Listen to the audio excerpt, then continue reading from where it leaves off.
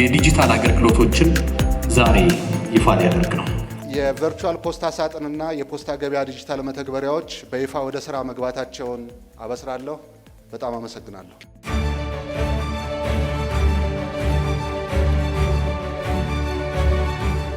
አገልግሎቱ እንደ ሀገር ያለብንን የብሔራዊ አድራሻ ችግር የሚፈታ በቀጣይ በተቀናጀ መልኩ ዜጎች የኢኮሜርስ እንዲሁም ሌሎች አስፈላጊ ግብዓቶችን ባሉበትና በመረጡት ስፍራ እንዲያገኙ የሚያስችልና የሀገራችን የዲጂታል ትራንስፎርሜሽን ጉዞ የሚያፋጥን ይሆናል።